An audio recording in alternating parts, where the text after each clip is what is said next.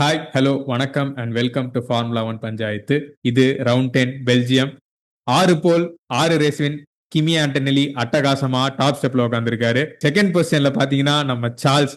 இவர் எப்படிடா இந்த பொசிஷனுக்கு வந்தாரு அப்படின்னு எல்லாருக்கும் தோணும். ஆனா சார்ல்ஸ் வந்து இந்த ரேஸ்ல உயிரை கொடுத்து ஓட்டினாரு. மூணாவது பாத்தீங்கன்னா நம்ம மேக்ஸ். அவர் எப்படி மூணாவது வந்தாரு அப்படின்னு பாத்தீங்கன்னா குவாலில ஒரு அட்டகாசமான டீம் ஒர்க், ஹஜாரோட சேர்ந்து ஒரு சூப்பரான ஒரு டோ வாங்கிட்டு அழகா பீட்டுக்கு வந்தாரு. ரேஸ்லயும் சூப்பரா முன்னால வந்தாரு. But he couldn't hold it on for long. And இதை தாண்டி பாத்தீங்கன்னா லூயிஸ் P4 இது வந்து ஒரு பயங்கரமான ஃபைட்டா தான் இருந்தது. அண்ட் லூயிஸோட P4ல இன்னொரு ஒரு சோக கதை உள்ள ஒளிஞ்சிருக்கு.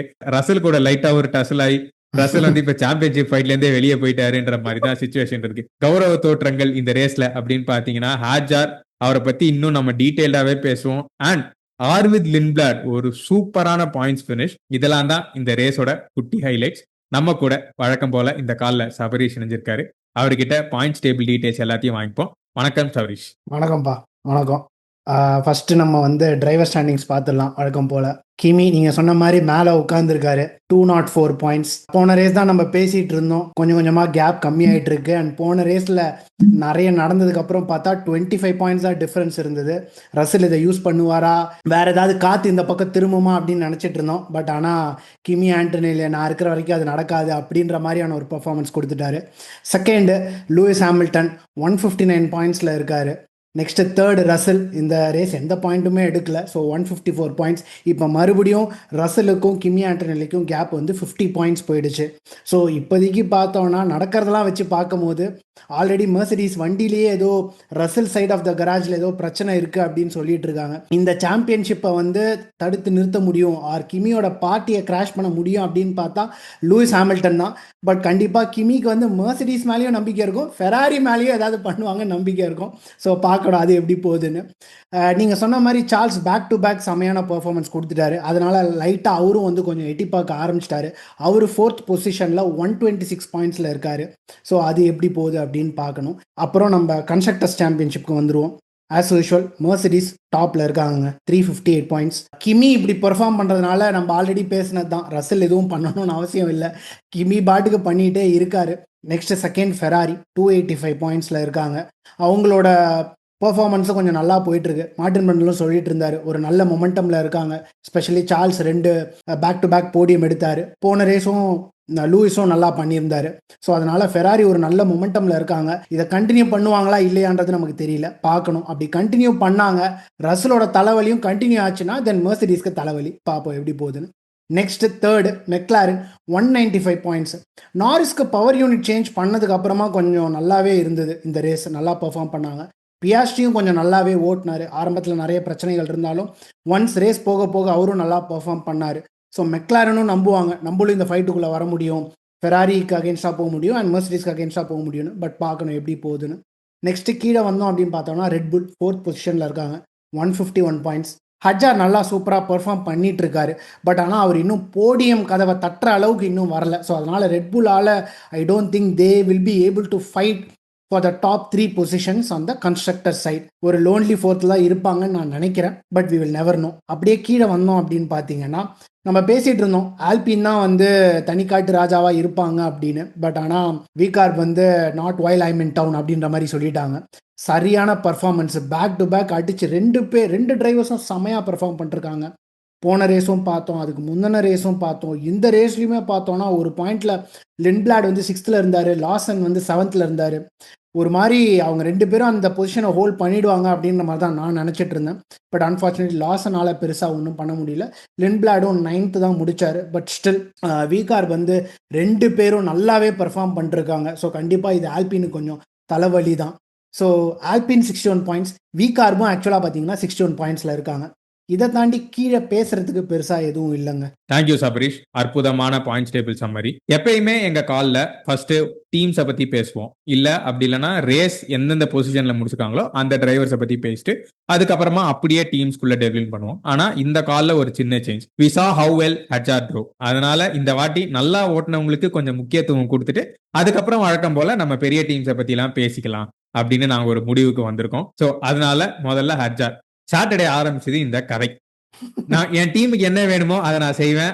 நம்ம அட்லி டெம்ப்ளேட் எடுத்துட்டோம்னா எங்க அண்ணனுக்கு நான் தான்டா பண்ணுவேன் அப்படின்ற மாதிரிதான் இந்த வீக்கெண்ட் ஹட்ஜா இருந்தாரு. சொல்ல போனா இன்ஜின் பெனல்டி கிடைச்சிரும் அப்படின்னு தெரிஞ்சுமே முக்கியமா அவரை ஃபுல் குவாலி ஓட்ட வச்சாங்க. முக்கியமான ஒரு டோ.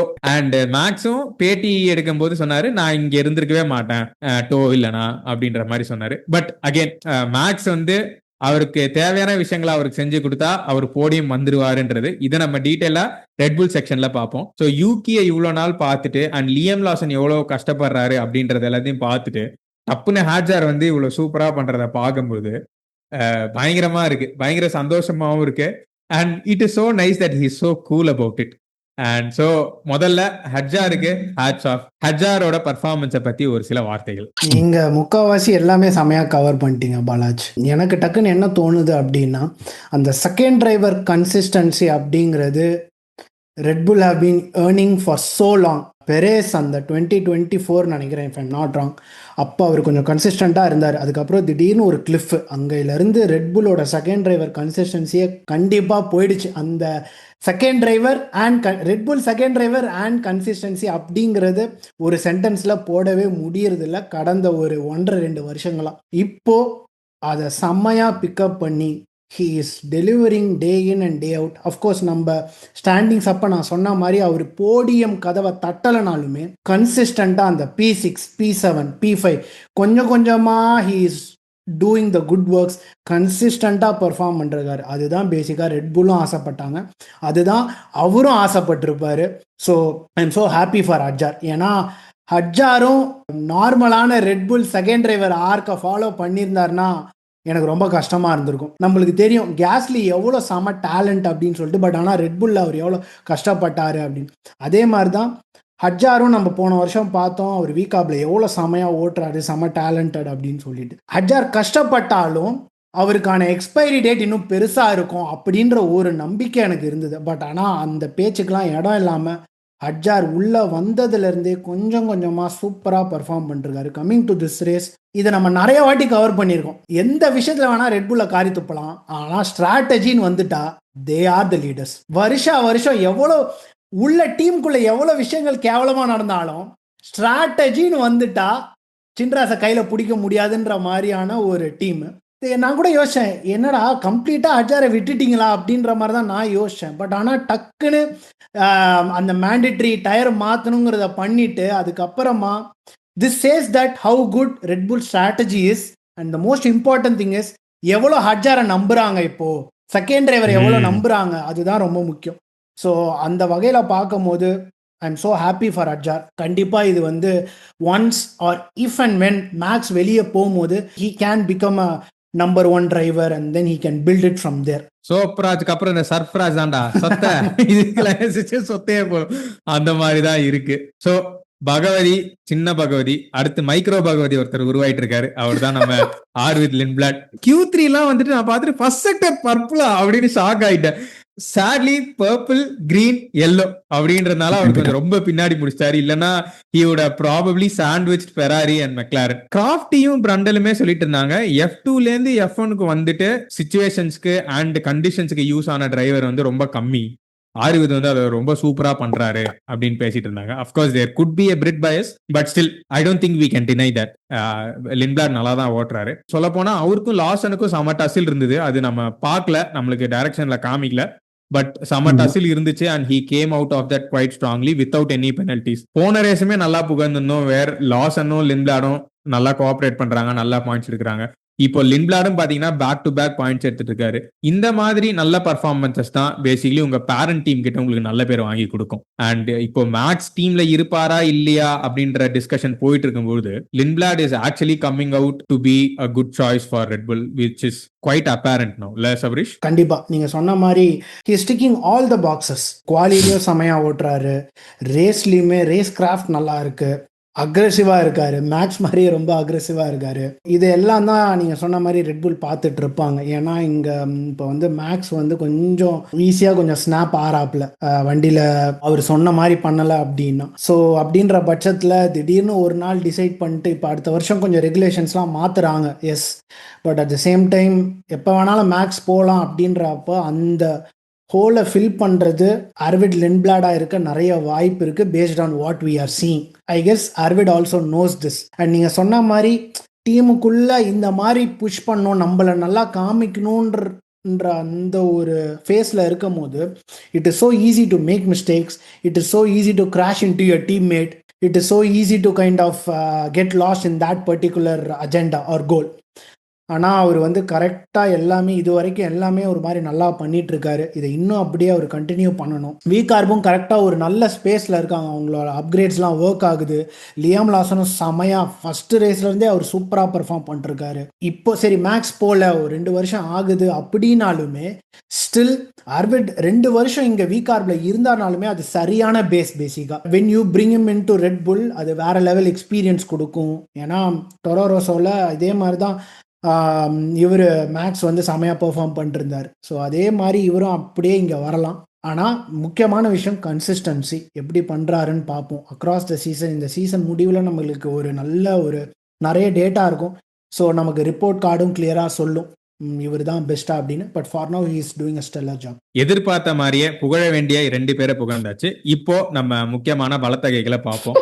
முதல்ல மெர்சிடிஸ் கிமி ஆண்டனெல்லி போலே கொஞ்சம் ட்ரிக்கியான போல் தான். It was not straightforward but still FP3 சூப்பரா பண்ணாரு, குவாலியும் செம அருமையா பண்ணாரு. Even with that to red pull could not touch him. ஒரு டிரைவருக்கு டோ இருக்கு, அதையும் தாண்டி நீங்க 3 டென்ஸ் மேல இருக்கீங்கன்னா you clearly have so much space. Of course Mercedes is a rocket ship but still அதை போல்ல உட்கார வைக்கிறதுக்கு கண்டிப்பா ஒரு டேலண்ட் வேணும். இந்த weekend was not straightforward but Kimi was up for the task. விம்பிள்டன்லாம் போயிட்டு ராஜர் ஃபெடரரின் நல்லாசிகளோடு வந்தாரு பெல்ஜியம்க்கு. அதெல்லாம் நல்லா ஒர்க் அவுட் ஆயிருக்கு. அப்பேரண்ட்லி ராஜர் ஃபெடரர் வந்து ஒரு பயங்கரமான அட்வைஸ் கொடுத்தாரு அப்படின்னு கமெண்ட்ரியில சொல்லிட்டு இருந்தாங்க. Where identify what makes you lose your cool and அந்த டைம்ல என்ன தப்பு பண்றேன்னு நோட்டீஸ் பண்ணிட்டு அதை நீங்க முதல்ல கிளாரிஃபை பண்ணுங்க, அப்போ அதுவே பாதி வின் பண்ண மாதிரி தான் அப்படின்லாம் ஃபெடரர் சொன்னாரு அப்படின்னு கிமி ஆண்டனெல்லி சொன்னாராம். Which is great. He has been going to places and he will go places அப்படின்னு சொல்லிட்டு I will give the floor to you. அதுக்கப்புறம் நம்ம ரசலை பத்தி பேசுவோம். முதல்ல கிமி ஆண்டனெல்லியோட ரேஸை பார்ப்போம். கம்ப்ளீட் கண்ட்ரோல், கிளினிக்கல், வந்தோம் உட்காந்தோம் வேலையை செஞ்சோம் போயிட்டே இருக்கோன்ற மாதிரி பண்ணிட்டு இருக்காரு. ஐ don't think anything can stop him. எனக்கு ஒரு வாட்டி கிமி பெர்ஃபார்ம் பண்ணும் போது ஒரு செட் ஆஃப் யூரோப்பியன் ரேசஸ் முடிஞ்சதுக்கு அப்புறம் நம்ம பேசிட்டு இருந்தோம், கிமி ஆண்டனெல்லி நாங்கள் என்னப்பா இப்படி பண்ணிட்டு இருக்காரு, இது ஒன்றும் ஆகிற மாதிரி தெரியல அப்படின்னு. பட் 1 இயர் கழிச்சு பார்த்தோன்னா ஜெனரேஷனல் டேலண்ட் எவ்வளோ ரெக்கார்ட்ஸை பிரேக் பண்ணிட்டாரு. போகிற போக்க பார்த்தா யங்கஸ்ட் சாம்பியனாகவும் ஆயிடுவாருன்னு நினைக்கிறேன். இதுக்கப்புறம் ரொம்ப ஒன்றும் பெருசா பிரச்சனைகள் அவருக்கு கொடுத்துட்டாரு. ஐ எம் நாட் இந்த சாம்பியன்ஷிப் ஃபைட்னு சொல்லிட்டாரு ஆல்மோஸ்ட். அவ்வளோதான். ஆமாம். ஸோ அப்படின்ற பட்சத்தில் வேற லெவலுங்க, செம்மையா ஓட்டுறாரு, செம்மையா he's one with the car. I mean இதுக்கப்புறம் பேசுறதுக்கு எனக்கு தெரிஞ்சு எதுவுமே இல்லை. ரசல் வரணும் அப்படின்னா he needs to basically do something, he needs to come up different. And also Russell வண்டிலையும் ஏதோ பிரச்சனை இருக்குது அப்படின்ற மாதிரி புதுசாக ஏதோ பேச்சுக்கள்லாம் அடிபட்டு இருக்கு. பட் அப்படி இருந்தாலுமே கிமி இஸ் ஆன் another லெவல். எல்லாமே கூலாக காமாக பண்ணுறாரு. ஈவன் அந்த லேப் 1 கரெக்டாக ஒரு வெஸ்டாப்பன் போயிட்டாரு but still he didn't lose anything. கரெக்டாக வெயிட் பண்ணாரு, கரெக்டாக பேட்டரி யூஸ் பண்ணி உடனே சூப்பராக தாண்டிட்டாரு. இந்த ரேஸ்லையுமே கடைசியில் நாரிஸ் பின்னாடி ஒரு 2 லேப் மாட்டிட்டாரு. பட் ஆனால் எந்த டீம் ரேடியோ மெசேஜஸும் இதுவாவோ எதுவுமே இல்லை. கரெக்டாக பிளான் பண்ணி கரெக்டாக தூக்குனாரு. அதுக்கப்புறம் சார்ல்ஸையும் பிடிச்சாரு. செம்ம, எல்லாமே சூப்பராக பண்ணுறாருங்க.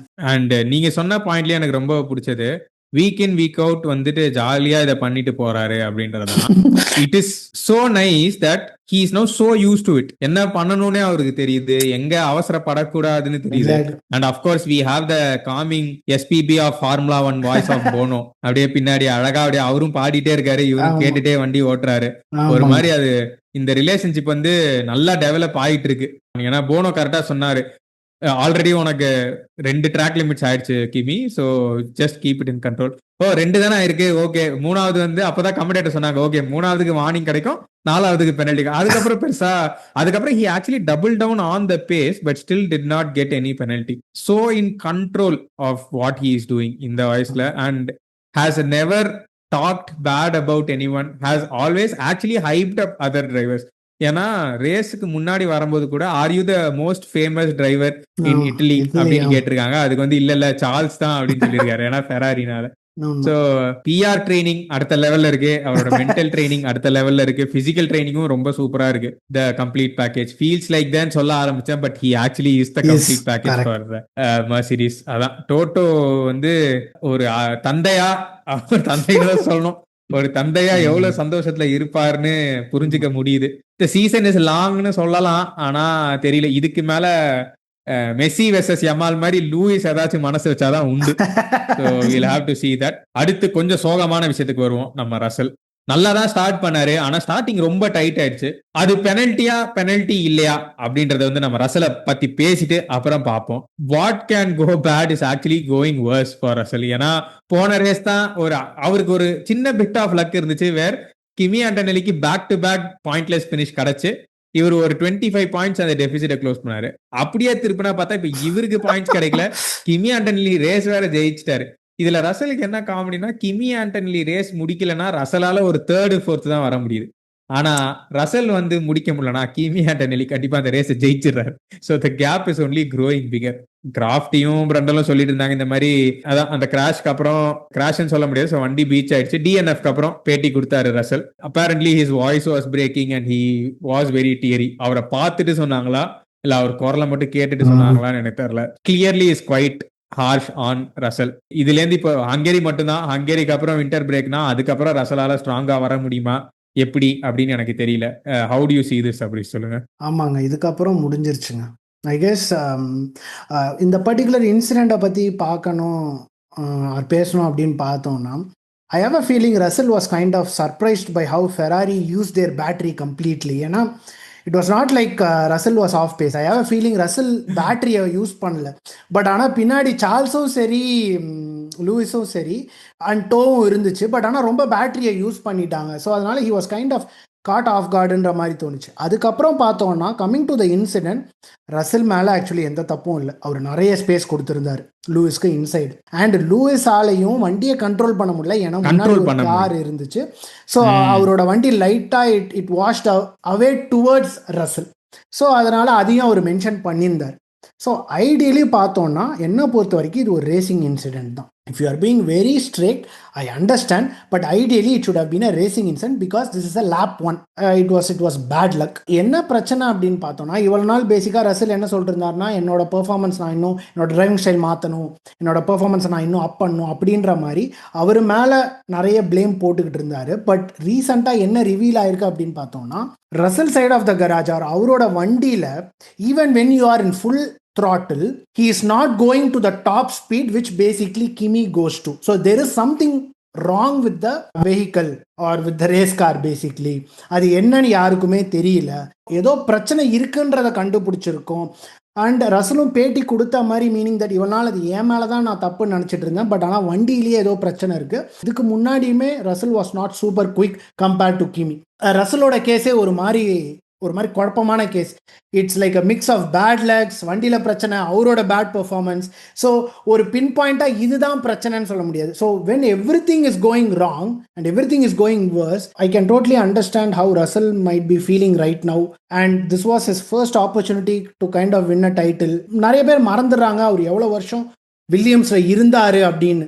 To wait for this opportunity almost ஒரு 3-4 வருஷம் இருந்தார், if I'm not wrong, in Williams. So அப்படின்ற பட்சத்தில் இந்த மாதிரி ஒரு ஆப்பர்ச்சுனிட்டி கிடைக்கும் போது, ஃபர்ஸ்ட் டைமே கிடைக்குதுன்றப்போ, Kimi is doing amazing and வண்டியில் பிரச்சனை, அவரோட பேட் லக் அப்படின்னு இது பண்ணும்போது, it's too hard to take பேசிக்காக. ஸோ அந்த மாதிரி ஒரு கஷ்டமான சுச்சுவேஷனுங்க. He has to basically leave it to fate. அடுத்த வருஷம் இன்னும் பெட்டராக ப்ரிப்பேர்டாக கொஞ்சம் ஒரு மைண்ட் செட்டை இன்னும் கொஞ்சம் இதெல்லாம் இல்லாமல் கிளியர் பண்ணிவிட்டு, maybe he has more to prove கண்டிப்பாக. ஏன்னா மெர்சிடிஸ் இந்த ரெகுலேஷனில் மெர்சிடிஸ் மேலே இருக்க தான் செய்வாங்க. கண்டிப்பாக ஃபெராரி வர்றதுக்கு வாய்ப்பு இருக்குது, ஆர் மற்ற டீம் வர்றதுக்கு வாய்ப்பு இருக்குது. But he should trust his process and he needs to wait for the next year and take it from the scratch and try to prove. அதான் முக்கியமா போன வருஷம் பார்த்தீங்கன்னா கிமி அவருக்கு கான்டெஸ்டே இல்லை. He was more a supporting driver. So இந்த வருஷம் மேபி ஓகே இது அயர்லாந்து மேட்ச் தான் போல இருக்கு அப்படின்னு உள்ள வந்திருப்பாரு. ஆனா அடி அடிச்சு அனுப்புறாங்க. அதான் FP3 முடியும் போது he was 1.2 seconds down on pace. and அதுக்கப்புறம் தான் அவர் அந்த பேட்டியும் நடந்துச்சு, where he said it could be the wing, it could be the aerodynamics, it could be a billion other things. எனக்கு சத்தியமா தெரியல. Maybe I thought I will do the go karting way, put my head down and drive. ஆனா அதுவும் நான் பண்ணிட்டேன், என்னால முடியல அப்படின்னு ஒரு மாதிரி அவர் இவ்வளவு விரக்தியா பேசி நான் actually கேட்டதில்ல, which was quite chat for a young driver. அதான் இந்த வருஷம் maybe expected it to be a little easy or at least equal. I will not even say exactly. Easy, he maybe expected it to be equal this year. And when you don't have the machinery to fight and then things are going against you, it is தாங்கிறது ரொம்ப கஷ்டம். I can understand why he is so dejected, he sounds so dejected. Maybe அவரால் இந்த season ஜெயிக்க முடியல அப்படின்னாலுமே he deserves to finish second at least. ஏன்னா வண்டியும் இருக்கு, அவரும் நல்ல டேலண்ட், அண்ட் இது ஓரளவுக்கு அவர் நல்லா முடிப்பாரு இந்த சீசனை அப்படின்னு நம்புவோம். So let's move on to Ferrari. முதல்ல ஃபெராரியோட பர்ஃபார்மன்ஸை பத்தி பார்க்கறதுக்கு முன்னாடி, லூயிஸ்க்கு பெனல்ட்டினா சார்ல்ஸுக்கு பெனல்ட்டி கொடுக்கணுமா கூடாதா? சவரி சொல்லுங்க. எனக்கு தெரிஞ்சு அது பெனல்ட்டி கொடுத்துருக்கணும் தாங்க. லூயிஸ்க்கு நீங்க கொடுக்குறீங்க, which is basically a lap one racing incident. Lewis வந்து அவுட் பிரேக் பண்ண ட்ரை பண்ணி போய் ரசல லாக் அப் கூட ஆகல, பேசிக்கலி கண்ட்ரோல் எல்லாம் இழக்கல, ஒரு சின்ன ஸ்டியரிங் ஸ்னாப். எக்ஸாக்ட்லி. அப்படின்ற பட்சத்துல இந்த இடத்துல பெருசா எதுவும் நடக்கல, but the intention was different. இங்க வந்து Charles was trying to squeeze, I mean any one will try to squeeze, that is not a problem. But ஒரு கார்ஸ் வித் கொடுக்கணும் அப்படின்ற பட்சத்தில் ஐ don't think Charles gave a cars with. ஏன்னா என்னை பொறுத்த வரைக்கும் பியாஸ்ட்ரி அவரோட லைனை மாற்றவே இல்லை. ஏன்னா அவர் அவுட் சைடில் இருக்கார், அதை தாண்டி அவரால் வெளியே போகவும் முடியாது. சார்ல்ஸ் கொஞ்சம் கொஞ்சமாக ஒரு மாதிரி ஸ்குவீஸ் பண்ணிட்டே வந்தார். ஒரு பாயிண்டில் பேசிக்காக கொஞ்சம் நல்லாவே ஸ்குவீஸ் பண்ணிட்டார். கார்ஸ் வித் கொடுக்கல அப்படின்றப்போ எனக்கு பர்சனலாக ஐ ஃபெல்ட் தட் கண்டிப்பாக பெனல்ட்டி கிடைக்கும். நான் என்ன நினச்சேன்னா 5 செகண்ட்ஸை விட 10 செகண்ட்ஸ் கிடைக்க வாய்ப்பு இருக்குது அப்படின்ற மாதிரி நான் நினச்சேன். But again 10 seconds would have been so harsh. But 5 செகண்ட்ஸே கொடுக்கல. மார்டின் பிரண்டலுமே அவரும் சொல்லிட்டு இருந்தார், Charles is definitely in trouble, கண்டிப்பாக பெனால்ட்டி கிடைக்கும்னு. அப்புறம் பெனால்ட்டி நோ ஃபர்தர் ஆக்ஷன் நெசசரினோன்னா மார்டின் பிரண்டலால் அவருக்கு என்ன சொல்கிறதுன்னு பேசிக்காக தெரில. ஸோ அவர் வெக்கன்னு முடிச்சிட்டு இருந்தார். ஏன்னா ஃபர்ஸ்ட் வாட்டி அந்த லூயிஸ் இன்சிடென்ட் வந்து ரேசிங் இன்சிடென்ட் பேசிட்டு இருந்தாங்க. ஆமா, ரேசிங் இன்சிடென்ட் அப்படின்னாரு. இப்படி மாத்திட்டாங்க, நான் இப்படி சுத்தும் போது நீ அப்படி சுத்தணுன்ற மாதிரி. ஸோ அதனால அவருக்கு என்ன சொல்றதுனே தெரியல. என்னை பொறுத்த வரைக்கும் அது பெனால்ட்டி தான். ஓகே, கருத்துக்களுக்கு நன்றி சபரிஸ். சோ முதல்ல நம்ம வந்து சார்ல்ஸை பாராட்டும். இந்த வீக்கெண்ட் ஆரம்பிக்கும் போது சார்ல்ஸ் வந்து போடியம் எடுப்பாருன்னு சொல்லியிருந்தா நம்ம கண்டிப்பா நான் நம்பி இருக்க மாட்டேன். மேபி ஒரு 4th இல்ல 5th முடிப்பாரு அப்படின்னு தான் நான் சொல்லியிருப்பேன். ஆனா இந்த டிரைவ் வந்து பாத்தீங்கன்னா அவ்வளவும் கிரிட். ஒரு பாயிண்ட்ல வந்து போனோ சொல்றாரு கிமி கிட்ட, இந்த மாதிரி டர்ன் 10, 12 and 14 வந்து சார்ல்ஸ் உங்களோட 3 tenths ஜாஸ்தியா பண்றாரு அப்படின்னு. அண்ட் கிமி ஆனா சொல்றாரு என்னால இவ்வளவுதான் புஷ் பண்ண முடியும் அப்படின்ற மாதிரி. அந்த மாதிரி ஒரு மெர்சிடிஸ் வண்டியை ஃபெராரியை வச்சுட்டு இந்த துரத்துறாருன்னா லெக்லர் வந்து he really wanted this win. அந்த மாதிரி தான் ஓட்டினாரு. It is so nice that he actually did not get the penalty, which is where I am at. though லூயிஸ்க்கு கிடைச்சது சார்ல்ஸுக்கு கிடைக்கலன்றது வந்து எனக்கு லூயிஸ்க்கு கிடைச்சது அப்படின்றதான் வருத்தம், சார்ல்ஸுக்கு கிடைக்கல அப்படின்றது என்னோட வருத்தம். சார்ல்ஸுக்கு கிடைக்கல அப்படின்றது எனக்கு சந்தோஷம் தான். Because he gave such a good fight. செமையா இருந்துச்சு அவர் சேஸ் பண்றத பார்க்க. அண்ட் ஒரு பாயிண்ட்டுக்கு மேல எஸ் அவரால் அந்த ப்ரெஷரை கண்டினியூ பண்ண முடியல, which was too late in the race. அப்பதான் அவர் வந்து ரெலண்ட் பண்ணாரே, சரி இதுக்கு மேல பாயிண்ட் இல்ல அப்படின்ற மாதிரி. ஸ்டார்ட்லாம் பார்த்துட்டு எனக்கு வந்து டே சூப்பர், இதான் ஸ்டார்ட் அப்படின்ற மாதிரி இருந்துச்சு. Like of course Max gave an incredible start which we will talk about when we come to Max. But then Charles saw what was unfurling and then immediately followed suit. And then பட்டுன்னு close இன் பண்ணாங்க. And then maintained that intensity and aggression till the end of the race. That one win always gives you so much confidence that then you keep pushing yourself. And அதான் செம்மையா ஓட்டார். எனக்கு இன்னைக்கு பார்க்கறதுக்கே செம்ம சந்தோஷமா இருந்துச்சு. It was nice to see Charles back to being his aggressive best அப்படின்னு நான் சொல்லுவேன். நீங்க எப்படி பாக்குறீங்க சார்ல்ஸோட ரேஸ்? ஆமாங்க, நடுவில் ஒரு ஐ கெஸ் ஒரு 3-4 ரேசஸாக பார்த்தோம்னா பிரேக்கிங் கான்ஃபிடன்ஸ் இல்லை, நிறைய பிரச்சனைகள் போயிட்டு இருந்தது இல்லையா, மாத்துறது and all those things, different vendors and all those things. அவரால் கான்ஃபிடண்ட்டாக புஷ் பண்ண முடியல. லூயிஸ் வந்து he was extracting everything out of the car and beyond. But சார்ல்ஸால் பேசிக்காக பெருசாக எதுவுமே பண்ண முடியல, நிறைய போயிட்டு இருந்தது. அவருமே சொல்லிட்டு இருந்தார், நான் கண்டிப்பாக லூயிஸ் சைடு போய் ஆகணும், என்னால் எதுவும் பண்ண முடியல, it's not working for me அப்படின்னு. ஒன்ஸ் அது மாற்றி அந்த பிரிட்டன் ரேஸில் the previous day they found out something once அது கிளிக் ஆனதுக்கப்புறம் அப்பயே அந்த குவாலி அப்போவே சொல்லிட்டு இருந்தார், நாங்கள் ஒரு சின்ன சேஞ்ச் பண்ணோம், இட் கிளிக்ட், அதுக்கப்புறம் கார் நல்லாவே ஒரு நல்ல ஒரு விண்டோவில் எனக்கு ஏற்ற விண்டோவில் வந்துருச்சு அப்படின்னு. அப்போ இதுலேருந்து பார்த்தோம்னா Charles is back to his old self. Fortune favours the கிரிட்ன்ற மாதிரி வேணால் நம்ம இங்கே சொல்லலாம். ஏன்னா அந்த விஎஸ்சி வந்து கரெக்டாக ஒரு மாதிரி பஸ் ஸ்டாப் ஷிக்கனுக்கு முன்னாடியான அந்த ஸ்ட்ரெயிட்டில் இருக்கும் போது விஎஸ்சி வந்துச்சு. ஸோ கரெக்டாக உள்ளே பூந்து ஒரு இது பண்ணிட்டாங்க. பிட் பண்ண உடனேயே he came out ahead of Kimi. ஆரம்பத்தில் ஓகே, பட் இப்போ ஐ கெஸ் கிமி இன்னும் சீக்கிரமாகவே ஈஸியாகவே பிடிச்சிருவாரு அப்படின்ற மாதிரி தான் நான் நினச்சேன். பட் ஆனால் சார்ல்ஸோட ரிலன்ட்லெஸ் டிரைவ் அண்ட் கிளினிக்கல் டிரைவ்னால தான் it took so long for Kimi to kind of overtake. கொஞ்சம் வண்டியில் கொஞ்சம் பேஸ் இருந்திருந்தது, இன்னொரு ஒரு 3-4 கிலோமீட்டர்ஸ் பெர் லேப் அதிக பேஸ் அவருக்கு இருந்ததுன்னா எப்படியாச்சும் அவரோட டிஃபென்ஸை வச்சு எப்படியாச்சும் நிறுத்த ட்ரை பண்ணியிருப்பாரு. பட் ஆனால் ஒரு பாயிண்ட்டுக்கு மேலே பேசிக்காக முடியல. அதுக்கப்புறமே ஒரு 2 லேப்பு அந்த 0.5 செகண்ட்ஸ், 0.6 செகண்ட்ஸ், அந்த 0.7 செகண்ட்ஸ் அந்த கேப்லேயே அந்த விண்டோலேயே கிமியை வச்சுருந்தார். அதுக்கப்புறமா ஒரு 2 லேப் தாண்டினதுக்கப்புறமா ஒன்றும் பண்ண முடியல. அண்ட் சார்ல்ஸோட இன்ஜினியரும் சொல்லியிருந்தார், நம்ம வந்து என்ஜின் பிரேக்கிங் +1, ஸோ நிறைய பேட்டரி கிடைக்கும், ஸோ தட் இன்னும் இது முடியல நம்ம ட்ரை பண்ணலாம் அப்படின்னு. He did is absolute best. அதை தாண்டி யாராலையும் எதுவும் பண்ணியிருக்க முடியாது. நீங்கள் சொன்னது சம பாயிண்ட். லைக் நல்ல வேளை அவருக்கு பெனல்ட்டி கிடைக்கல, ஏன்னா it was a really gritty race from Charles. சூப்பராக ஓட்டினார். அந்த கான்ஃபிடன்ஸ் தான் ரொம்ப நாளா அப்படியே ஒரு மாதிரி மழையில நனைஞ்ச ஈர துணி மாதிரியே இருந்தாரு. இப்பதான் கொஞ்சம் புது துணி மாதிரி புண்ணையா இருக்காரு. பாக்குறதுக்கும் கொஞ்சம் நல்லா இருக்கு. அப்பதானே மறுபடியும் ஈர துணியா மாத்த முடியும். புதுசான ஈர துணியா மாத்த அதுக்குதான் மழை. ஆமா, மழை பெராரிய நோக்கி மழை எப்ப வேணாலும் வரலாம். மழையே வரனா கூட இவங்களே பைப் எடுத்து வந்து அடிப்பாங்க. அதான் அது நடக்க வாய்ப்பு இருக்கு. அந்த மாதிரிதான் அடிச்சு விட்டுருக்காங்க இப்ப லூயிஸ்க்கு. ஆல்ரெடி பெனல்டி கொடுத்துட்டாங்க அப்படின்னு கொஞ்சம் சோகமா தான் இருந்திருப்பாரு. ஆனா மேட்டர் என்னன்னா, அவருக்கு பெனல்டி கொடுத்தது ரொம்ப நேரத்துக்கு தெரியாது. அவர்கிட்ட அவங்க வந்து சொல்லவே இல்லை. திடீர்னு ஒரு பாயிண்ட்ல வந்து இது எத்தனாவது லேப் அப்படின்னு கேட்டாரு. இல்ல நம்ம 18வது லேப்ல இருக்கோம். ஏன் நான் கேட்ட பிளான் எனக்கு கொடுக்கல? இல்ல நம்ம பிளான் பில இருக்கோம். அப்புறம் ஏன் பிளான் பில இல்ல, உங்களுக்கு ஒரு 5 செகண்ட் பெனால்டி இருக்கு. ஓ மறுபடியுமா அப்படின்ற மாதிரி. அதுக்கப்புறம் சரி ஓகே கிடைச்சது. ஆனாலும் அவர் நல்லா ஓட்டிக்கிட்டு இருந்தார்.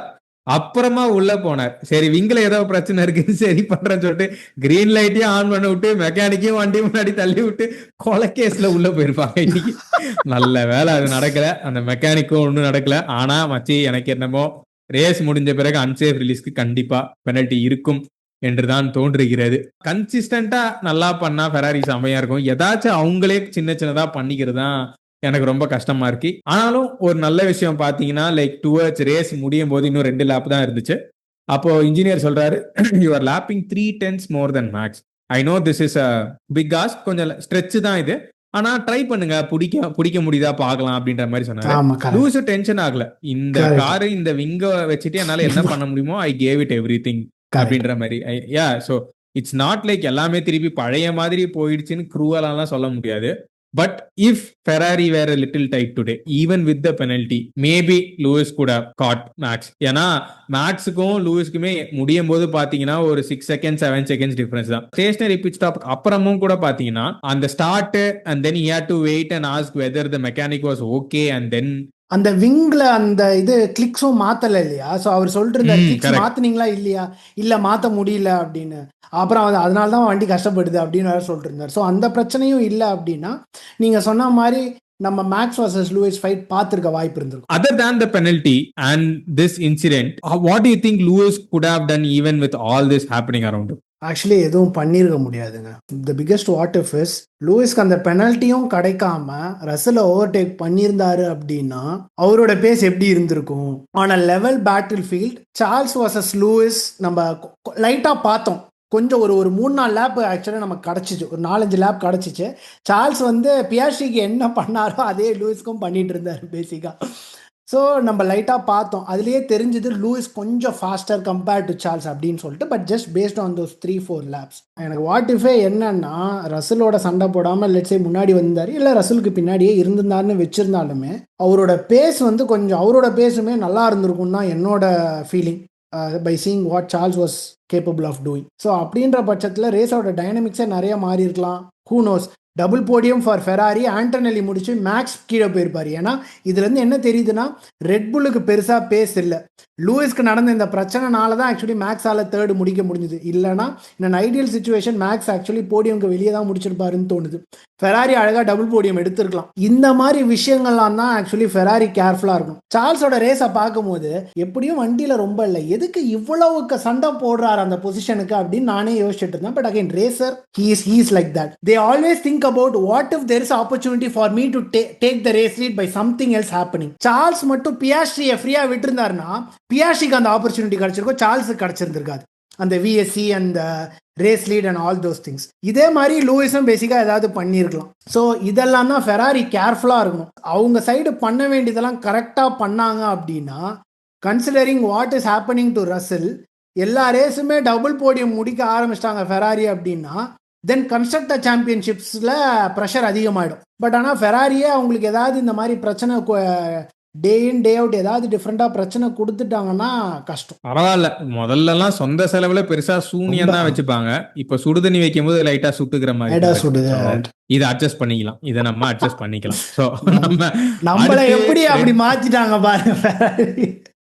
அதாவது வாழ்க்கையே ஒரு அக்செப்டன்ஸ் தாங்க அப்படின்றத ஃபெராரி டிஃபோஸுக்கும் கத்து கொடுத்துருக்காங்க, உலகத்துக்கும் கத்து கொடுத்துருக்காங்க.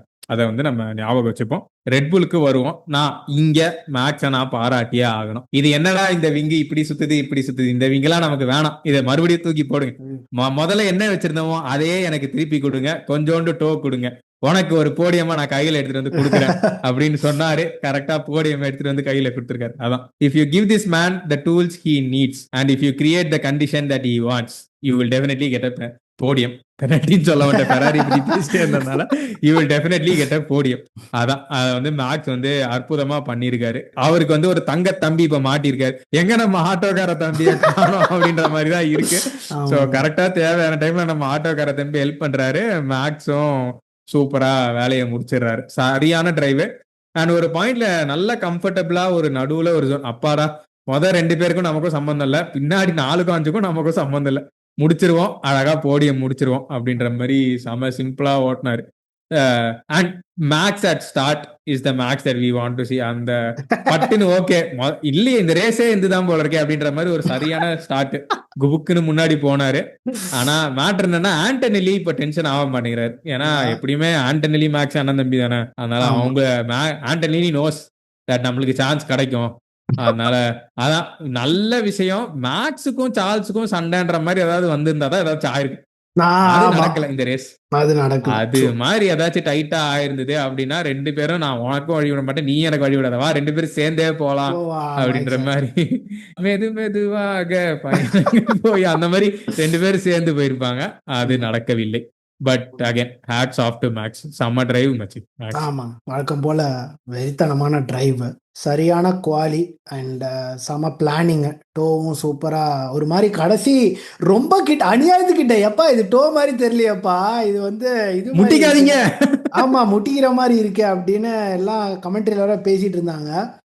அதுக்கப்புறம் பார்த்தா அந்த மாதிரி தான் வேணும்னு பேசிக்காக பேசியிருக்காங்க ஆல்ரெடி. ஸோ விச் வாஸ் அதான் சூப்பராக எக்ஸிக்யூட் பண்ணிட்டாங்க. ஒன்ஸ் அதுக்கப்புறம் ரேஸ் ஸ்டார்ட், பக்கா ரேஸ் ஸ்டார்ட், சூப்பராக பேட்டரி யூஸ் பண்ணி சரி சும்மா முன்னாடி போய் பார்ப்போம் என்ன பண்ணுறாங்கன்னு பார்ப்போம் அப்படின்னு சொல்லிட்டு ட்ரை பண்ணார். பட் ஆனால் அது ஒன்றும் வேலைக்கு ஆகலை.